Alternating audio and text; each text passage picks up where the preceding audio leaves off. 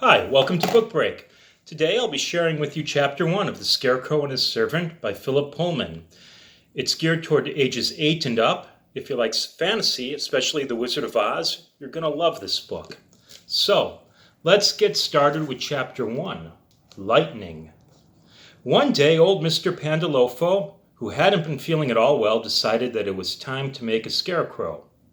The birds had been very troublesome. Come to that, his rheumatism had been troublesome, and the soldiers had been troublesome, and the weather had been troublesome, and his cousins had been troublesome. It was all getting a bit too much for him. Even his old pet raven had flown away. He couldn't do anything about his rheumatism, or the soldiers, or the weather, or his cousins, who were really the biggest problem of all.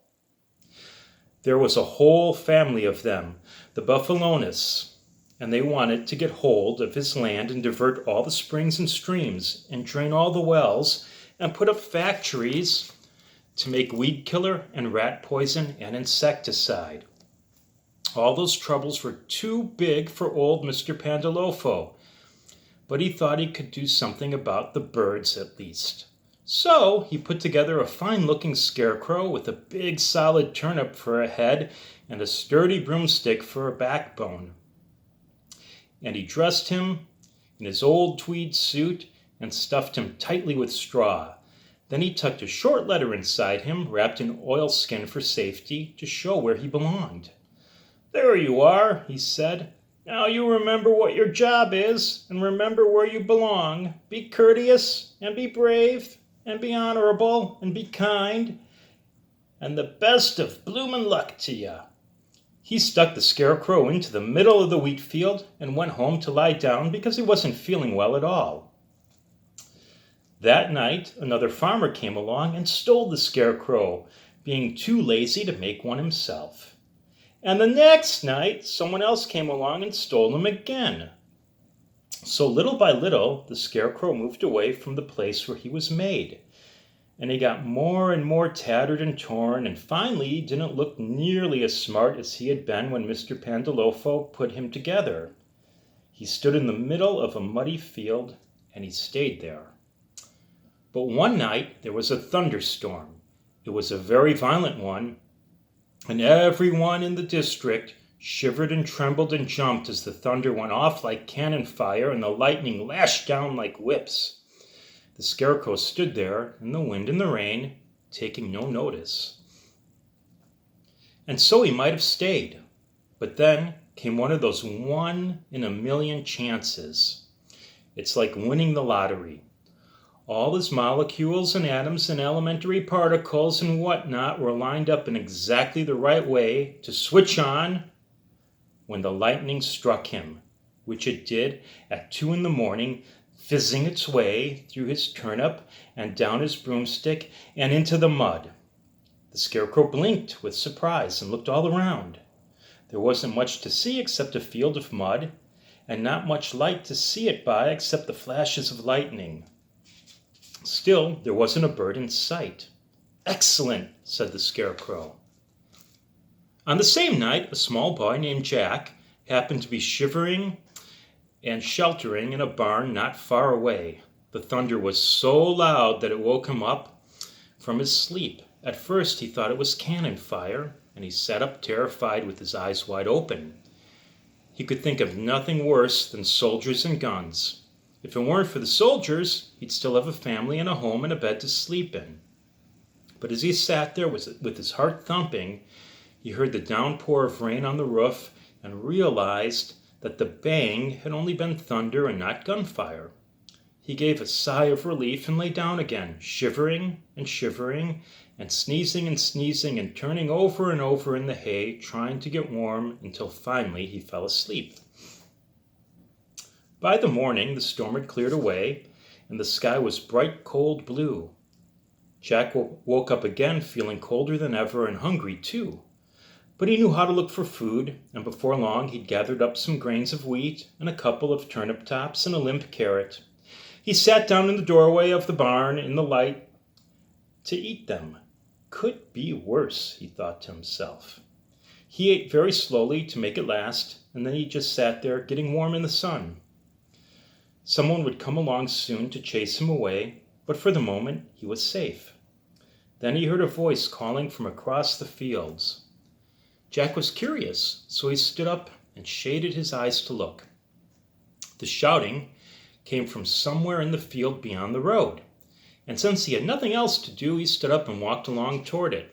The shouts came from a scarecrow in the middle of the muddiest field in sight, and he was waving his arms wildly and yelling at the top of his voice and leaning over at a crazy angle. "Help!" he was shouting. "Come help me!"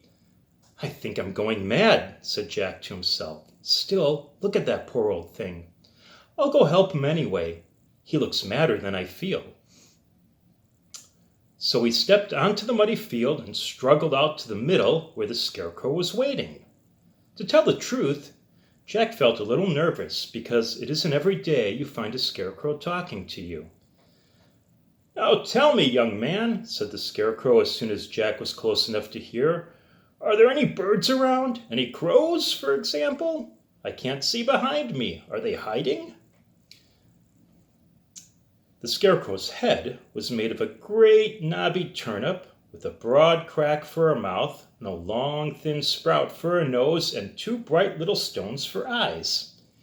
He had a tattered straw hat now badly singed, a soggy woolen scarf, and an old tweed jacket full of holes.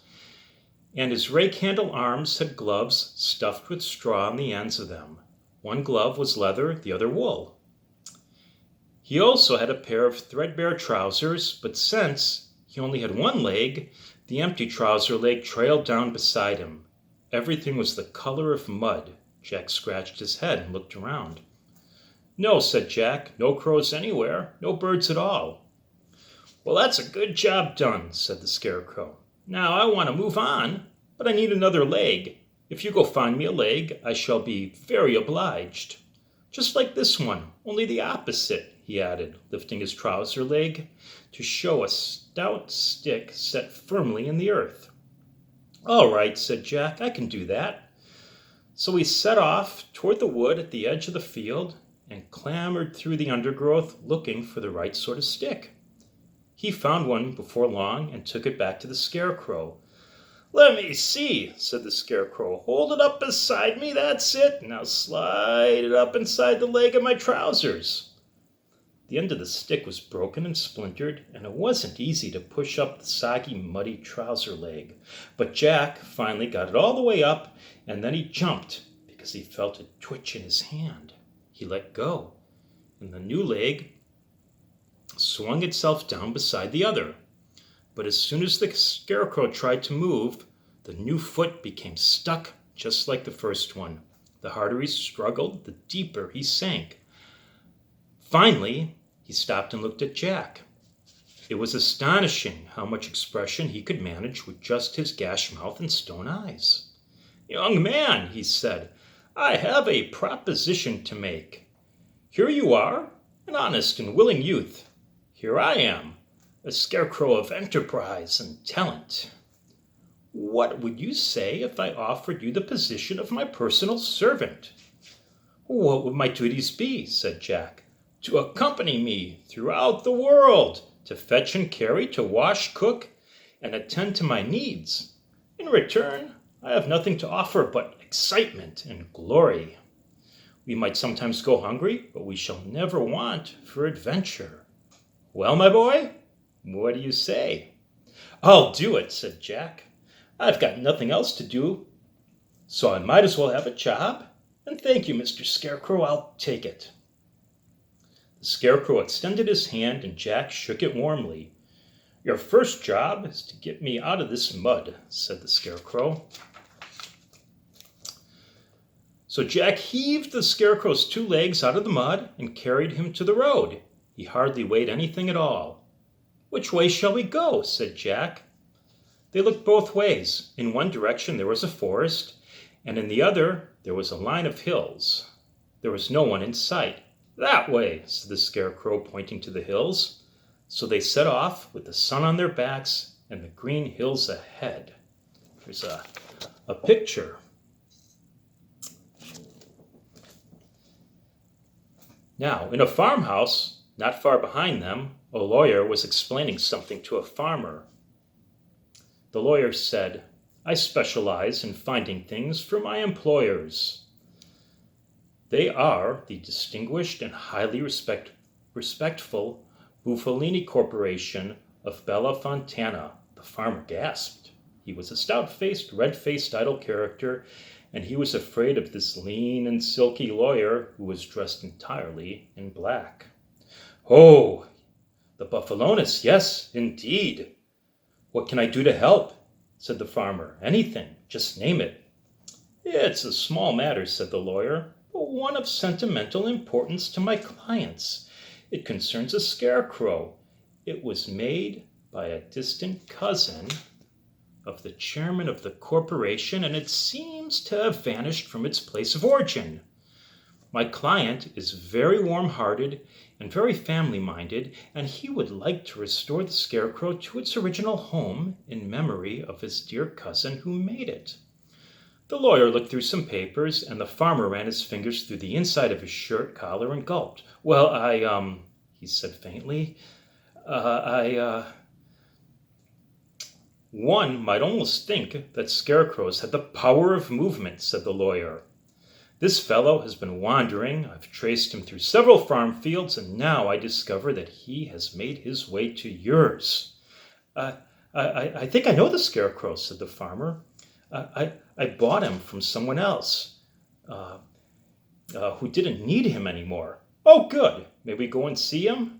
"Well, of course, I'd do anything for the Buffalonis. They're important people. Wouldn't want to upset them. But, well, the scarecrow is gone." "Gone again?" said the lawyer, narrowing his eyes. I went out this morning to tidy him up a bit, and he wasn't there. Mind you, there was a big storm last night. He might have blown away."